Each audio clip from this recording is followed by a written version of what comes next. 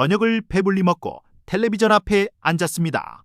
배는 이미 남산만하게 불러있는데 식탁 위에 놓인 떡이나 과일에 자꾸만 눈길이 갑니다. 아이고, 그만 먹어야지, 살찌는데 하면서도 어느새 손은 떡을 집어 입으로 가져가고 있지 않나요? 그리고 다음날 아침 불룩 나온 배를 보며 후회합니다. 아유, 내가 주책이지, 내 의지력이 왜 이렇게 약할까 하고 자신을 탓하셨나요? 오늘 그 죄책감 제가 싹 씻어드리겠습니다. 여러분이 살을 못 빼는 건 의지력이 약해서가 아닙니다.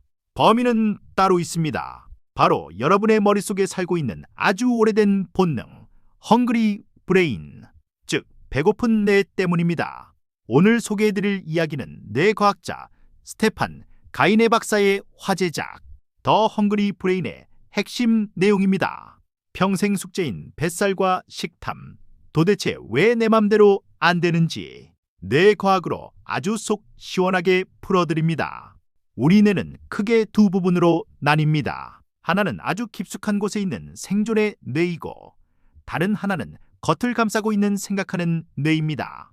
문제는 식욕 앞에서는 생존의 뇌가 깡패라는 점입니다. 생각하는 뇌는 말합니다.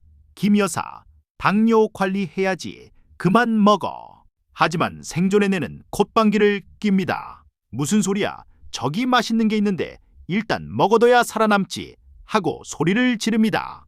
왜 우리 뇌는 이렇게 무식하게 먹으라고만 할까요? 수만 년 전 우리 조상들은 늘 배가 고팠습니다. 사냥에 실패하면 며칠을 굶어야 했죠. 그래서 눈앞에 음식이 보이면 배가 불러도 무조건 뱃속에 저장하는 게 생존의 법칙이었습니다. 그런데 세상이 바뀌었습니다. 이제는 냉장고만 열면 먹을 게 쏟아집니다. 하지만 우리 뇌는 아직 원시시대 그대로입니다. 믹스커피, 도넛, 튀김, 이런 고칼로리 음식을 보면 뇌는 신바따를 외치며 쾌재를 부릅니다. 이때 뇌에서 나오는 물질이 바로 도파민입니다. 흔히 행복 호르몬이라고 하지만 사실은 욕망 호르몬에 가깝습니다. 음식을 먹을 때보다 먹고 싶다는 생각이 들 때 더 많이 나옵니다. 고소한 빵 굽는 냄새, 지글지글 삼겹살 굽는 소리, 이런 자극이 들어오면 도파민이 폭발합니다. 뇌는 주인님, 저거 안 먹으면 큰일 나요 하고 거짓 신호를 보냅니다. 배가 안 고파도 말이죠. 결혼식 뷔페 갔을 때를 떠올려 보세요. 이미 밥이랑 고기를 잔뜩 먹어서 배가 터질 것 같은데 디저트 코너에 알록달록한 케이크를 보면 어떤가요? 갑자기 위장이 꿀렁하면서 자리를 만듭니다. 디저트 배는 따로 있다는 말이 과학적으로 사실인 겁니다. 이것을 뷔페 효과라고 합니다. 우리 뇌는 한 가지 음식만 먹으면 질리게 되어 있습니다. 하지만 달고 짜고 기름진 새로운 맛이 나타나면 뇌는 다시 식욕 스위치를 켭니다. 다양함이 과식을 부르는 것이죠. 그럼 우리는 평생 이렇게 살아야 할까요? 다행히 우리 몸에는 렙틴이라는 체중 조절기가 있습니다. 지방세포에서 나오는 호르몬인데 뇌에게 이제 지방이 충분하니 그만 먹어 라고 알려주는 역할을 합니다. 그런데 비만인 분들은 이 조절기가 고장나 있습니다. 뱃살이 많으면 렙틴이 엄청나게 많이 나오는데 뇌가 이 신호를 못 듣는 겁니다.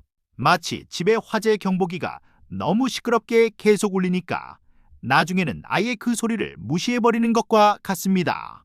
이것을 렙틴 저항성이라고 합니다. 왜 이런 일이 생길까요? 바로 염증 때문입니다. 가공식품과 설탕을 많이 먹으면 몸에 염증이 생기고 이 염증이 뇌로 가는 렙틴 신호기를 망가뜨립니다. 뇌는 지방이 넘쳐나는데도 굶고 있다고 착각하게 되죠. 자, 상황을 정리해 볼까요? 주변에는 맛있는 음식이 널려 있어 도파민이 날뛰고 내 몸의 배부름 신호기인 렙틴은 고장났습니다. 이러니 의지력만으로 참는 건 맨손으로 호랑이를 잡겠다는 것과 같습니다. 백전백패입니다. 그럼 어떻게 해야 할까요? 답은 간단합니다. 뇌와 싸우지 말고 뇌를 속여야 합니다. 첫 번째 방법은 환경 설계, 쉽게 말해 눈앞에서 치우는 겁니다. 구글이라는 회사에서 재미있는 실험을 했습니다. 직원들이 초콜릿을 너무 많이 먹자 투명한 병 대신 불투명한 병에 담아두고 뚜껑을 덮어버렸습니다. 그랬더니 섭취량이 확 줄었습니다. 보이지 않으면 뇌는 잊어버립니다. 지금 당장 식탁 위에 있는 과자, 떡, 과일을 모두 찬장 깊숙한 곳이나 냉장고 야채칸 보이지 않는 곳으로 치우세요. 꺼내 먹으려면 귀찮게 만들어야 합니다. 귀찮음이 식욕을 이길 때가 많거든요. 두 번째 방법은 단순하게 먹기입니다. 아까 뷔페 효과 말씀드렸죠. 반찬 가짓수가 많으면 과식하게 됩니다.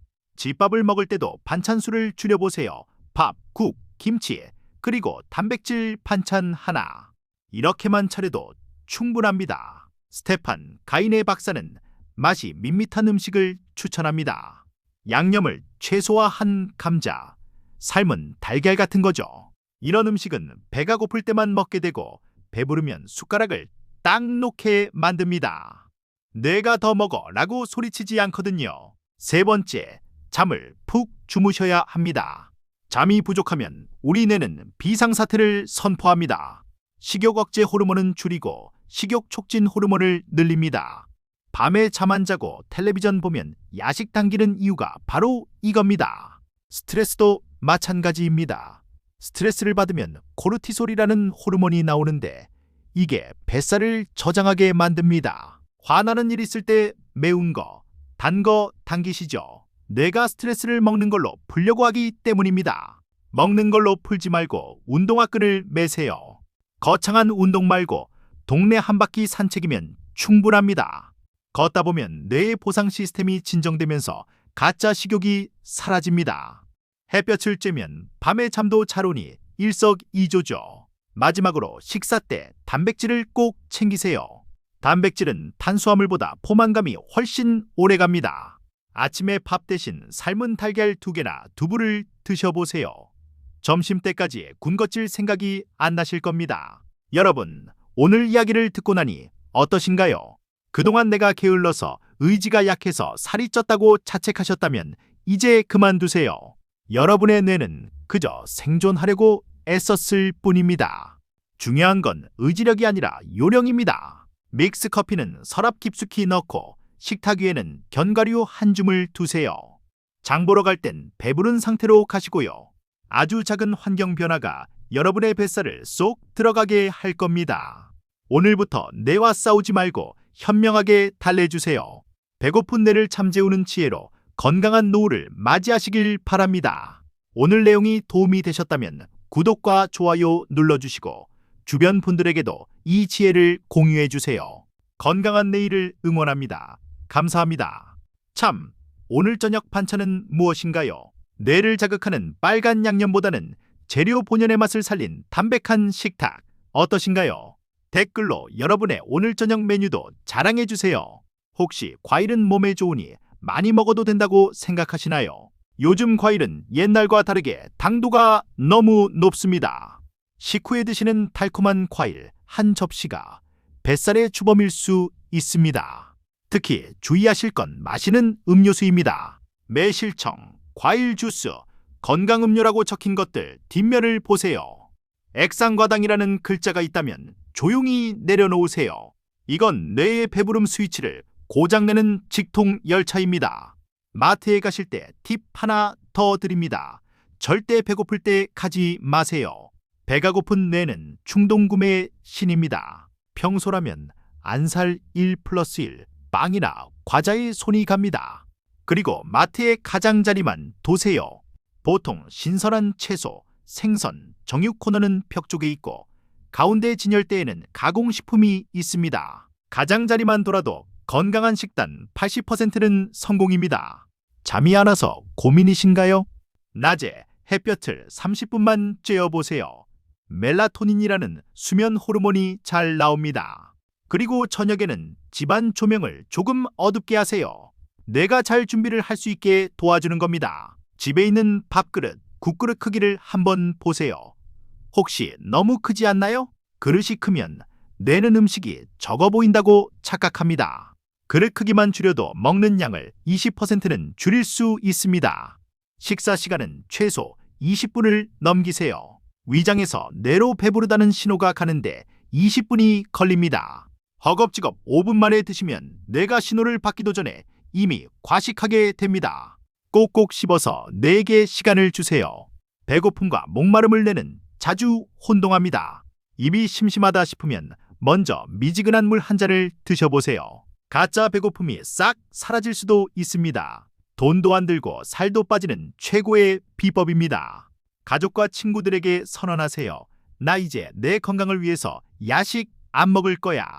주변에 알리면 자존심 때문에라도 지키게 됩니다. 그리고 억지로 권하는 문화. 우리 시니어들부터 바꿔나가야죠. 처음 며칠은 힘들 수 있습니다.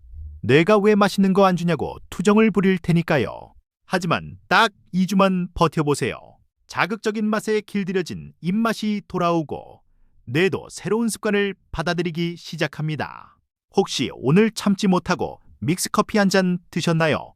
괜찮습니다. 실수했다고 다 포기하고 에라 모르겠다 폭식하지만 않으면 됩니다. 다음 끼니부터 다시 시작하면 됩니다. 완벽하려고 하지 마세요. 오늘 배운 핵심 딱 3가지만 기억하세요. 첫째, 눈에 보이지 않게 치워라. 식탁이 간식은 서랍 속으로. 둘째, 단순하게 먹어라. 반찬 수를 줄이고 담백한 맛을 즐기세요. 셋째, 뇌를 쉬게 하라. 충분한 잠과 가벼운 산책이 식욕을 잠재웁니다. 이 3가지만 지켜도 1년 뒤 여러분의 모습은 완전히 달라져 있을 겁니다. 가벼워진 몸, 맑아진 머리, 그리고 무엇보다 나도 할 수 있다는 자신감. 그게 진짜 건강 아니겠습니까? 참, 손주들 봐주느라 집에 과자 챙겨두시는 분들 많으시죠? 아이들에게도 너무 단 간식은 좋지 않습니다. 손주 사랑은 과자 대신 과일이나 고구마로, 그리고 따뜻한 포옹으로 표현해 주세요. 그게 온 가족이 건강해지는 길입니다. 여러분을 가장 힘들게 하는 음식은 무엇인가요? 떡, 빵, 아니면 늦은 밤 라면. 여러분의 가장 큰 유혹거리가 무엇인지 댓글로 적어주세요. 적는 것만으로도 객관적으로 보게 되어 이겨낼 힘이 생깁니다. 나이 들어서 살 빼기 힘들다는 말, 반은 맞고 반은 틀립니다. 몸은 예전 같지 않지만 지혜는 더 깊어졌잖아요. 무조건 굶는 무식한 방법 대신 오늘 배운 뇌과학의 지혜로 우아하게 건강을 관리하세요. 영상이 끝나면 바로 부엌으로 가보세요. 식탁 위에 무엇이 놓여 있나요? 그것부터 치우는 게 건강의 첫걸음입니다. 지금 바로 실천해보세요. 긴 이야기 들어주셔서 감사합니다. 여러분의 건강한 노후를 진심으로 응원합니다. 다음에도 유익한 건강 지혜로 찾아오겠습니다.